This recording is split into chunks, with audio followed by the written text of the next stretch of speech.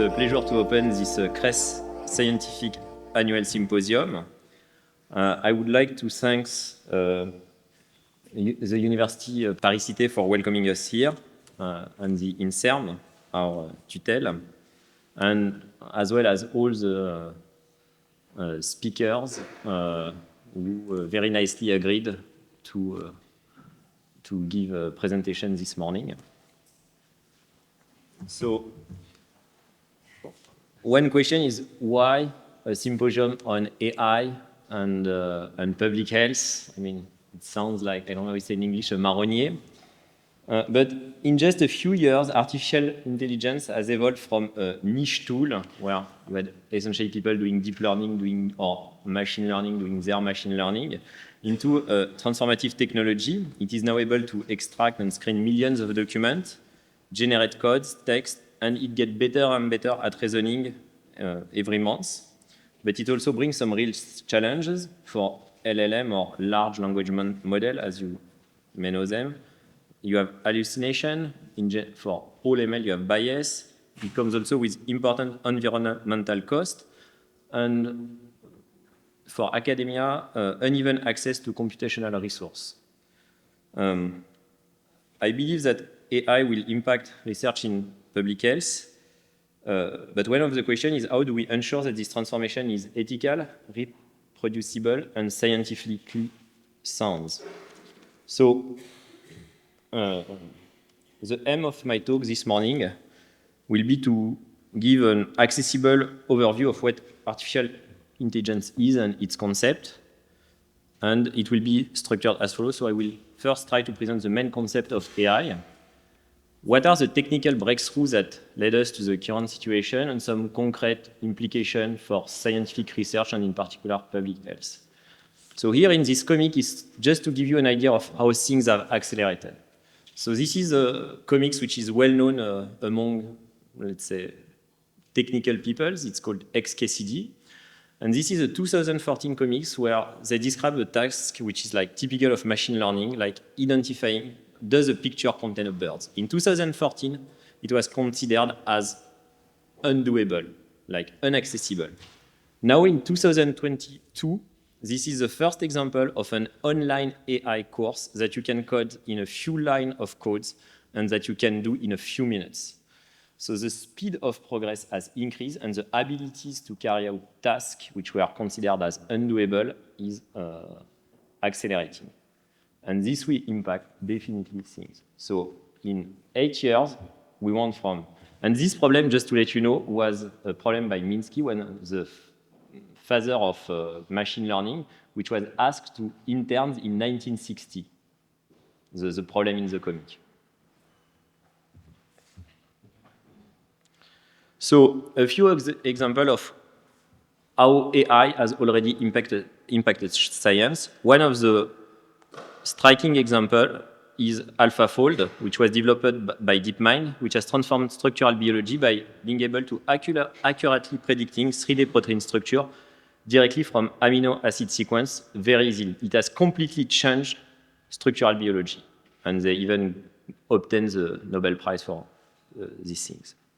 There is currently a growing impact on public health research, where AI is already contributing to public health, and the emergence of large language model, known also as LLM, is expanding and accelerating this impact. A few examples of application: it's deep learning for diagnosis, where, for example, if you want to diagnose pneumonia, melanoma, diabetic retinopathy, and other pathology.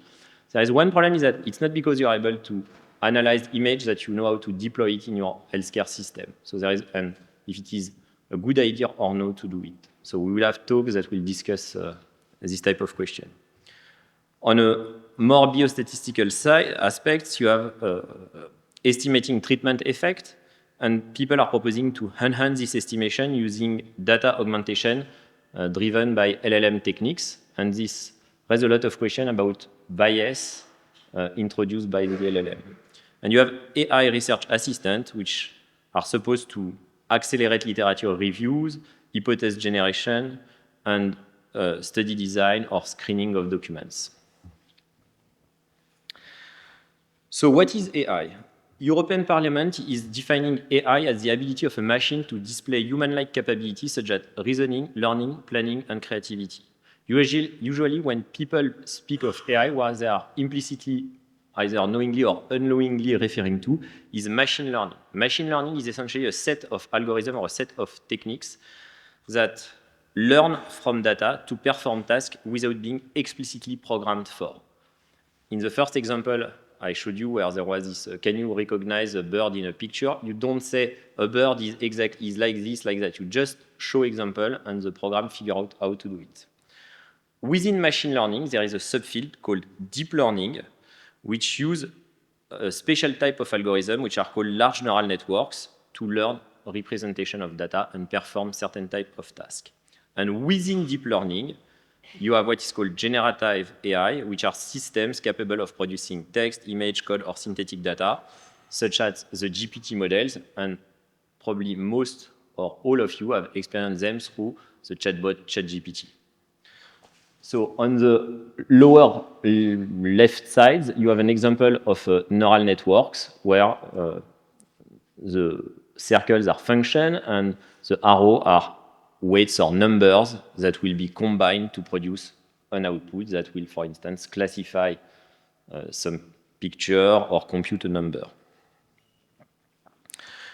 So when you do AI, you have an important phase which is called training. So that's how the model is learning to perform the task. Is essentially it's like teaching a child using many examples and correcting their mistake and watching them improve through experience. In practice, mathematically, it means determining the value of millions of parameters.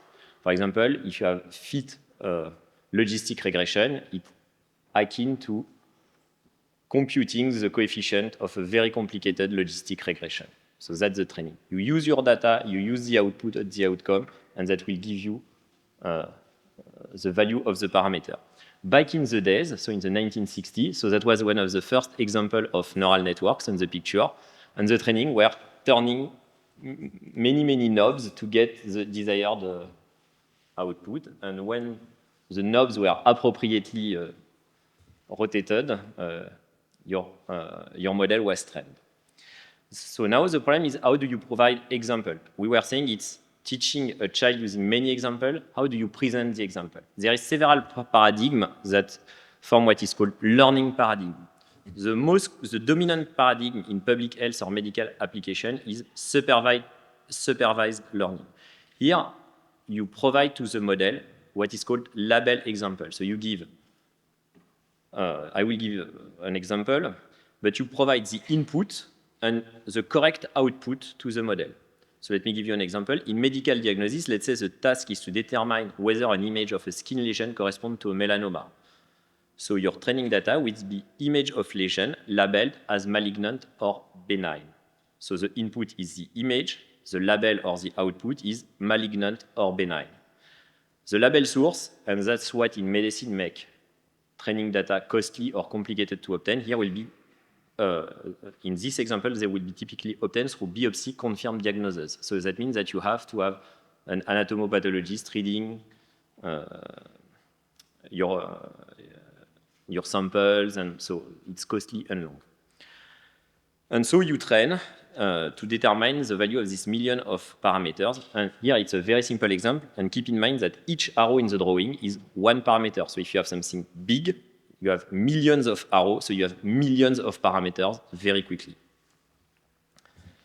So what are the different learning paradigms? As we often lack label data, you have what's called self-supervised learning data. You use the structure of the data to get the label. So you have unlabeled data, but you are creating the label from the data themselves. So for example, for LLM, one technique is to learn to predict the next word in a sentence. So your input data is the sentence minus one word, and you learn to predict this word, which is your label. You have semi-supervised learning, where you combine a small amount of label data with a large amount of unlabeled data, and you have like dozens of ways to do this combination. And then you have transfer learning, where you train a model to perform a task, and you reuse it for another related task after slightly adjusting it. And this technique is currently applied for vision. So essentially, any techniques to analyze the image or image-based diagnosis. So one question is why deep learning took off recently. So first, deep learning is old. The first work on deep learning date from the 1950 with McCulloch and Pitts in 1943, and the first example of deep neural networks is from 1967 by Shinichi Amari. But everything took off around 2012 with the convergence of three factors. There was more data with large database of image and text.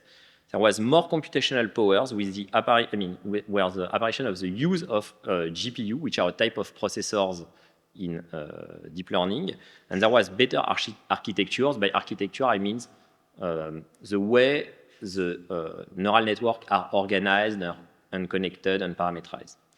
And the first breakthrough was a neural network called AlexNet, which was designed for image classification. Something which is inseparable from this rise of deep learning is the democratization of open source tools. If there was no open source tools, there would be no machine learning. So open source is absolutely key to the progress and the development of machine learning. So for example, for classical machine learning, random forest, boosting, whatever, scikit-learn completely democratized this, and this is a library which is maintained by INRIA.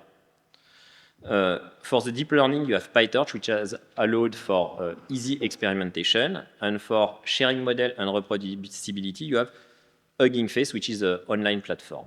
One burning issue, especially for academic, and especially regarding large language or foundational model, is access to computational resource. This remains a major barrier for academic research, especially when handling sensitive health data, because you cannot use a lot of providers of computational resource. So now this is maybe the most well-known in terms of how we interact with them, the LLM. So what has allowed the rise of LLM? It's the introduction of a deep learning architecture called transformers in 2017. And why? Not because it was smarter, it's just because it was enabling efficient training on a very large corpora of data. So the rise was just due to being able to do a lot more computation with a lot more data, not being more clever.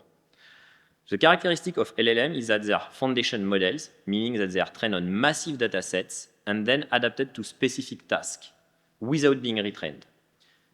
Their performance follows scaling laws, which it's a phenomenological laws or empirical laws that if you increase the model size and the data and the compute, that means the quantity of computation you are able to do, you will see emergent abilities, and I will tell you what it is in 1 minute.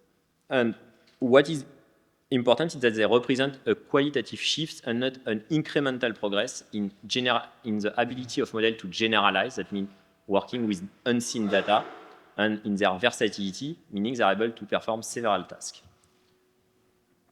So what do I call emerging capabilities? They are capable of very few shots or zero shot. They are few shots or zero shot learners. They can perform tasks they were never explicitly trained for simply from context. They are not trained to do screening. They are not trained to do extraction from public health paper or epidemiology, but they are able to do it. You explain what you want, they are more or less able to do it. They are multimodal in the sense that they are able to process several modalities of data at once. Image, text, sounds, code, whatever. They are able to handle several types of data simultaneously. And they show improving performance on mathematical and logical tasks. They are rather good. They are not perfect, but they are not that bad at reasoning. They have limitation. They have hallucination. They may amplify the bias in their training set.